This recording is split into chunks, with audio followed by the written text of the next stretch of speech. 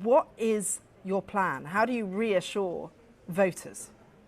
Well, I'll certainly be arrested. And I have made arrangements. I've appointed a group of 10 to 15 people who will then make all the decisions by consensus, but I haven't announced them. Is the PTI bigger than you, and do you genuinely think it can win without you? No matter how much victimization we face and how much of our top leadership they sort of put in jail or make them renounce being part of the party, but the vote bank is there. And therefore, whenever there are elections, whether I'm in jail or not, the party will sweep the elections. Pakistan arguably is run by generals, not politicians. Elected prime ministers have one task that arguably supersedes all others. They've got to keep the army happy. Except you've accused them of murder. I mean, how can that relationship possibly function? Look, well, let's first define what is military. Military is one man, the army chief. It's not some democratic institution. One man takes decisions, and that's called the military establishment. So every army chief has his own policies. I worked with the military. The thing is, you can't wish the military away because it's been entrenched for 75 years. But you have to have a new working relationship with Pakistan. Is there anything that you accept you would have done differently over the past few months? No, nothing. Because I was always trying to, my doors were open for dialogue. We tried to talk to the opposition, the government party. We had meetings with them and negotiations with them, again about elections and the future. Future is elections. This is election year. So how we try to talk to them, we kept coming up this dead end. The dead end is that they, the establishment has decided that whatever happens, Imran Khan cannot come back into power because they removed me. They do not want to see me back in power. And in that way, they're dismantling the democracy of this country. In fact, they're playing with the future of this country because how do you have democracy if the party which has 70% popularity, you try and eliminate that? You can only do it by eliminating democracy. In the 1970s, Zulfikar Ali Bhutto was very popular, like you, and was ultimately hanged. Do you worry about your ultimate fate? I don't worry. I don't worry about whether I live or how long will I live. But all I know is that for 27 years, I have been, you know, fighting this cause for a democratic Pakistan, which can only come through rule of law. To some, you are a hero. To others, you are a total hypocrite. How would you describe yourself? Well, they have to define it. How do they mean I'm a hypocrite? You have to make me understand why. You locked up so many of your opposition. You've been accused of exactly the same behaviour that you accused the government of.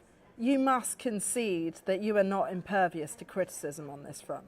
Look, there are a lot of things I've done wrong. You can criticize me on certain things. I think the way my relationship with the army chief, in the beginning, I was too dependent on him because it was our first time in power. And I didn't know how the whole government system worked. There were too many crises when I came into power, and I could have done things much better.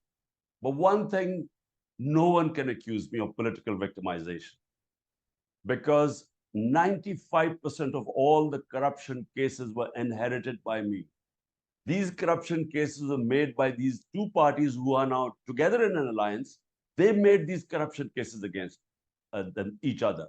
And all they wanted from me was to give them immunity. This feels like a very destabilizing and cynical era on multiple fronts from all sides. Do you think it is regrettable, that there is just such hostility from every corner? Look, I want to understand how am I responsible for this? Here was my government, 3.5 years, dealt with the worst economic crisis, 2 years of COVID-19. The world acknowledged that Pakistan was the top three countries which dealt with the crisis the best. Last 2 years, we had the best economic performance of a country in the last 17 years. Our economy grew at, on an average, 6% in the last 2 years. And then the rug is pulled from under our feet, and we are thrown out. And all we have asked since then is free and fair elections. I want to understand, how am I responsible for this mess? The economy crashed after that. In 14 months, our economy, we have the worst economic indicators in our history. And all they are trying to do is to victimize me so that I don't come into power. In fact, dismantle our democracy. I want to understand, how am I responsible for this? You've compared yourself to Nelson Mandela. Do you worry that this is a party entirely built around your personality? Look, I have never compared myself with Nelson Mandela. All I have said is that there are two types of people who come into politics. People like Mandela, people like our great leader Quaid-e-Azam, people like Gandhi, people who come into politics, for a mission. Then there are people who are career politicians. So I like to think that, I didn't need a career. I mean, I was already the biggest name in the country. I didn't need to come into politics. And no one spends 22 years of his life basically in the wilderness.